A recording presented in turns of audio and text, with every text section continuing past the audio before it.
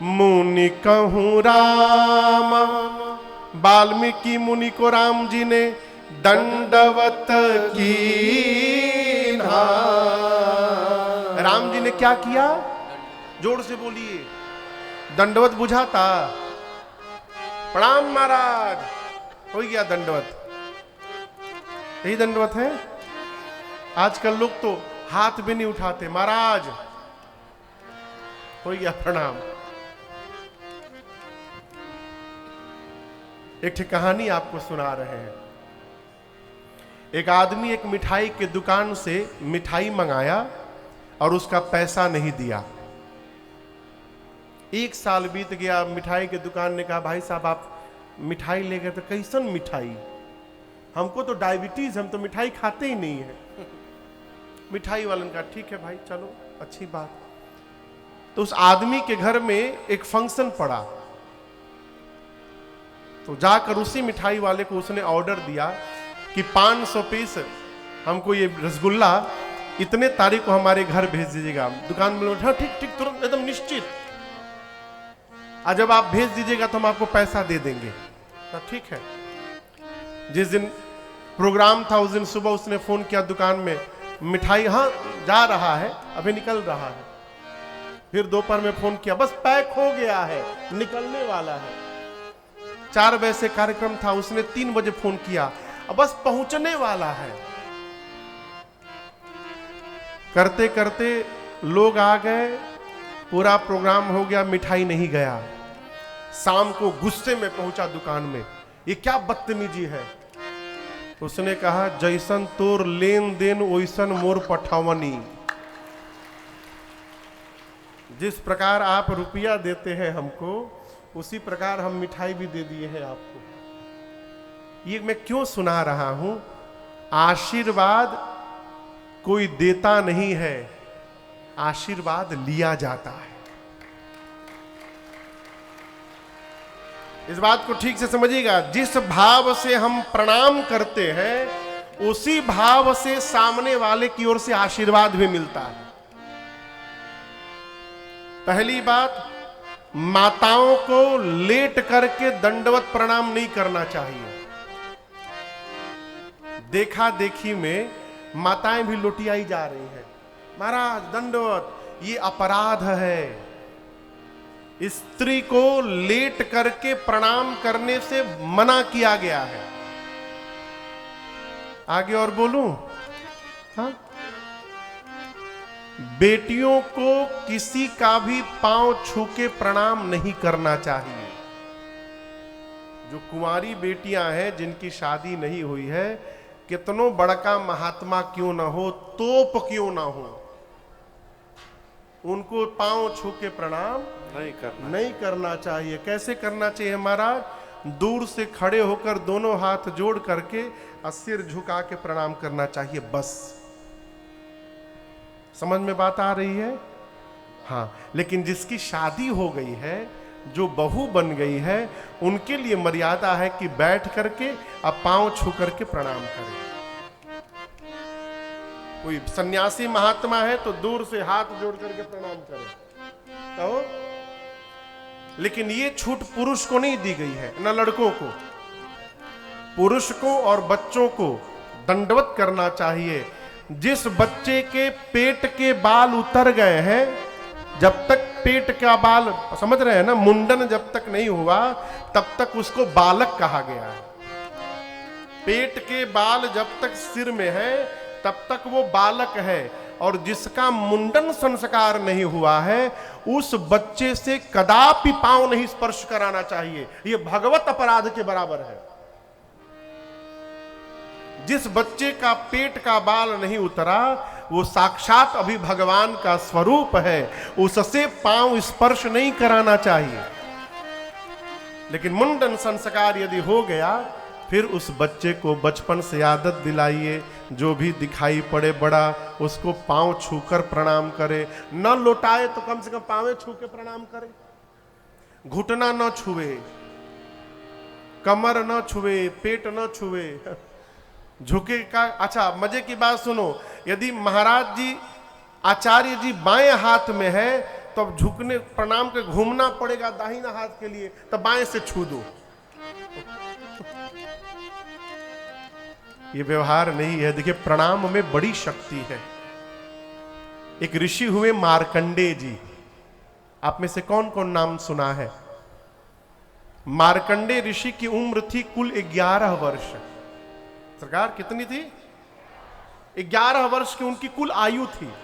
अब माता पिता को पता था कि इनकी आयु 11 वर्ष की है। बस मां ने उनको शिक्षा दी कि कोई भी दिखाई पड़े बड़ा, उसको दंडवत करो। ये मत देखो कि वो कौन है, जो भी बड़ा दिखाई पड़े उसको दंडवत करो। मार्कंडेय ऋषि बचपन से आदत में ले लिए। नारद जी एक बार आ रहे थे, अब मार्कंडेय ऋषि ने उनको दंडवत कर लिया। जैसे दंडवत किया तो नारद जी के मुख से निकल गया, चिरंजीवी भव। क्या कहा? चिरंजीवी, अमर हो जाइए। मार्कंडेय ऋषि प्रणाम करके बोले, नारद जी आपका आशीर्वाद विफल हो जाएगा। बोले क्यों? बोले मेरी उम्र ही 11 साल की है, अब मैं चिरंजीवी कैसे हो जाऊंगा? अब नारद जी फंस गए कि मैंने तो इनको वरदान दे दिया, चिरंजीवी भाव का आशीर्वाद दे दिया। नारद जी बोले अच्छा एक काम करो, मैं तुमको एक जगह लेके चल रहा हूं, जैसे हमको प्रणाम किए हो बिना अपना नाम पता बताए भीतर जाना और दंडवत कर लेना। तो मार्कंडेय ऋषि को नारद जी लेकर गए ब्रह्मा जी के पास ब्रह्मलोक। अब बोले जाओ भीतर दंडवत करो। मार्कंडेय ऋषि जाकर जैसे ब्रह्मा जी को दंडवत किए तो ब्रह्मा जी के भी मुख से निकल गया, चिरंजीवी भव। अब जैसे ब्रह्मा जी बोले, नारद जी बोले हमार टेंशन समाप्त। अब आप समझिए ब्रह्मा जी बोले क्यों? बोले आप जिसको चिरंजीवी का आशीर्वाद दिए हैं इनकी उम्र ही 11 साल की है। अब मैं तो निश्चिंत हो गया, आप फंसे हैं। ब्रह्मा जी तुरंत रजिस्टर निकाले और मार्कंडेय जी का 11 साल का उम्र काट करके और उनको चिरंजीवी बना दिए। ये प्रणाम की शक्ति है। इसलिए बच्चों से बचपन से आदत दिलाइए। सीताराम सीताराम सीताराम कहिए, जाहि विधि राखे राम ताहि विधि रहिए। सीताराम सीताराम सीताराम कहिए, जाहि विधि राखे राम ताहि विधि रहिए। सीताराम सीताराम सीताराम कहिए, जाहि विधि राखे राम ताहि विधि रहिए।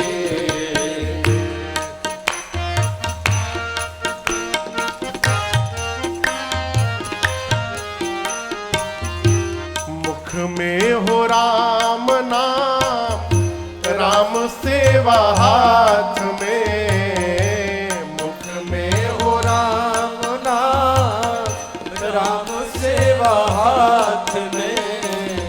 तू अकेला नहीं प्यारे, राम जी तेरे साथ में। तू अकेला नहीं प्यारे, राम जी तेरे साथ में। विधि का विधान जान, हानि लाभ सही है। विधि का विधान जान, हानि लाभ सही है। चाहे विधि राखे राम, वही विधि रहिए। चाहे विधि राखे राम, वही विधि रहिए।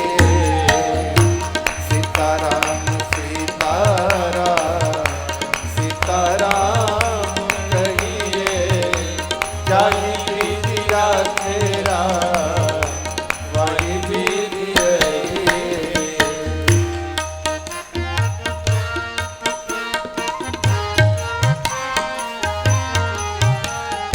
कई लोग कहते हैं मैं बहुत अच्छा हूं।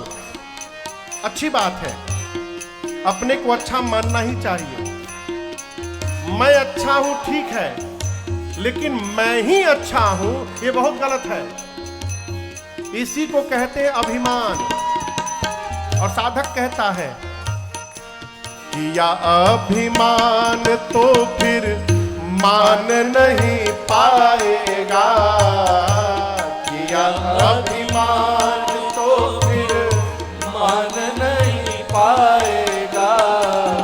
होगा प्यारे वही जो श्री राम जी को भाएगा, होगा प्यारे वही जो श्री राम जी को भाए। इसलिए हमेशा फल आशा त्याग शुभ काम करते रहिए, फल आशा त्याग शुभ काम करते रहिए। जाहि विधि राखेरा वही विधि रहिए, जाहि विधि राखेरा वही विधि रहिए। सीताराम सीताराम सीताराम कहिए, जाहि विधि राखेरा वही विधि रहिए।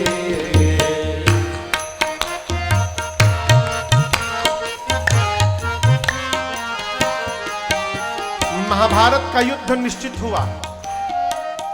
कौन सा युद्ध? महाभारत। भगवान कृष्ण द्वारिका में थे। एक ही दिन अर्जुन और दुर्योधन दोनों कृष्ण से सहायता लेने गए। सबसे पहले अर्जुन पहुंचे, भगवान सोए हुए थे।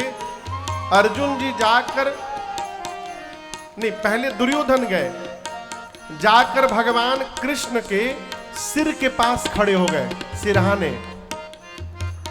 बाद में अर्जुन आए तो आकर भगवान के चरण के पास खड़े हो गए।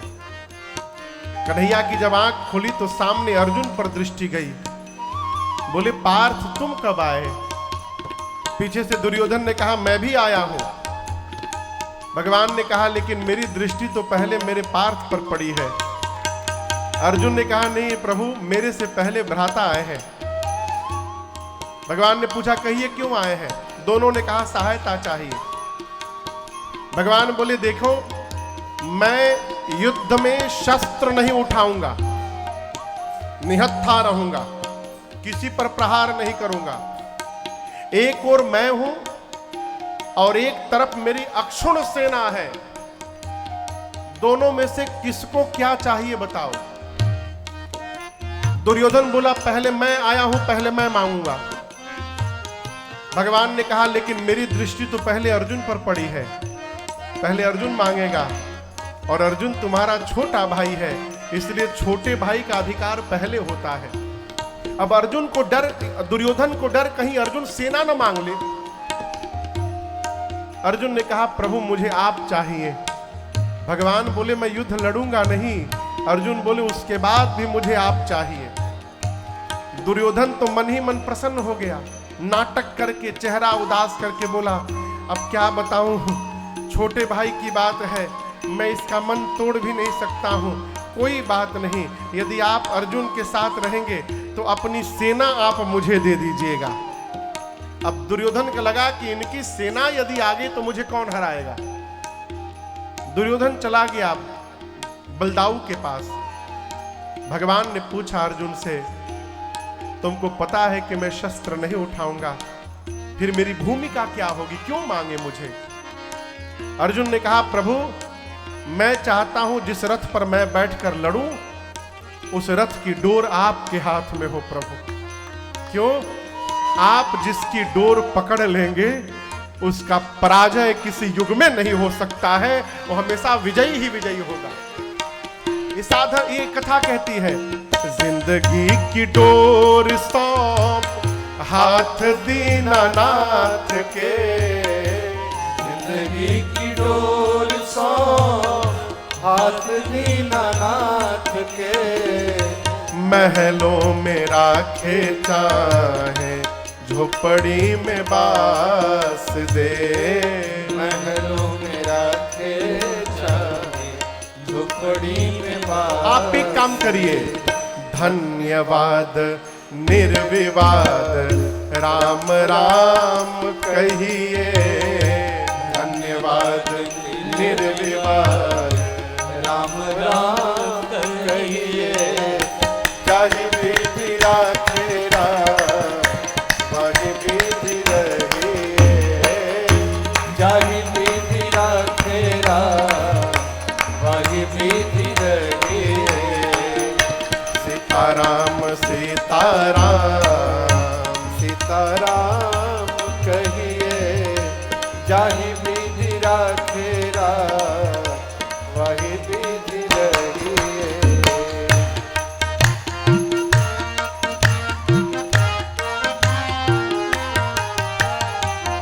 आशा एक राम जी से दूजी आशा छोड़ दे, आशा एक राम जी से दूजी आशा छोड़ दे। नाता एक राम जी से दूजा नाता तोड़ दे, नाता एक राम जी से दूजा नाता तोड़ दे। साधु संग राम रंग अंग अंग रंगिए, साधु संग राम रंग अंग अंग रंगिए। काम रस त्याग प्यारे राम रस भगिए, काम रस त्याग प्यारे राम रस भगिए। सीताराम सीताराम कहिए, जाहि विधि राखे राम, वही विधि रहिए। जाहि विधि राखे राम, वही विधि रहिए। जाहि विधि राखे राम, वही विधि रहिए।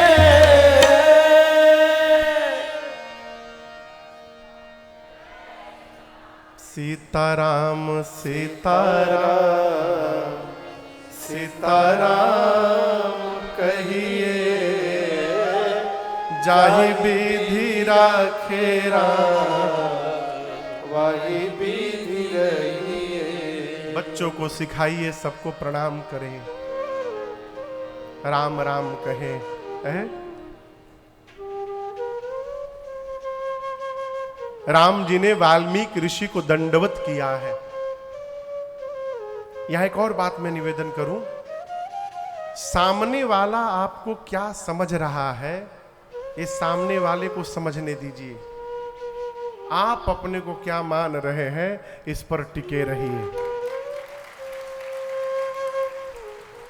सामने वाला यदि आपको भगवान मान रहा है तो उसको मानने दीजिए, आप न मान लीजिए कि हम भगवान हैं। जैसे पति देवता होता है, माताएं परिचय कराती हमारे पति देव हैं, तो पति देवता है ये बात पत्नी को मानना है। पत्नी माने चाहे मत माने, पति मान के बैठा है कि हम देवता हैं। सब समस्या इसी बात की है। सामने वाले की अपनी श्रद्धा है, वो यदि आपको भगवान मान रहा है तो उसकी श्रद्धा कहलवा रही है, उसको मानने दीजिए। आप न मानिए कि मैं भगवान हूं। यहां राम जी साक्षात भगवान है, परम पिता परमेश्वर है, इसमें मानने की कोई बात नहीं है। राम जी भगवान हैं, लेकिन जब मनुष्य बनकर आए हैं तो राम जी मान रहे हैं कि मैं सामान्य राजकुमार हूं। इसलिए सामने मुनि दिखाई पड़े तो राम जी ये नहीं माने कि मैं भगवान हूं। राम जी अपने को राजकुमार मानकर मुनि कहूं राम दंडवत कीन्हा, आशीर्वाद विप्रवर दीन्हा। नहीं तो लोग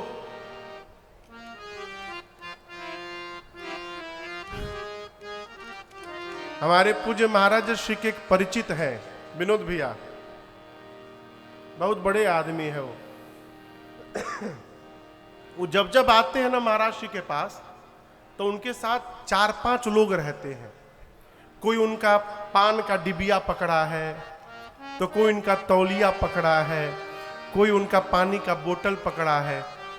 तो हम एक दिन पूछे महाराज जी के सरकार, ये भैया आते हैं तो इनकी गाड़ी में 4-5 लोग बैठ के आते हैं, ये लोग कौन है?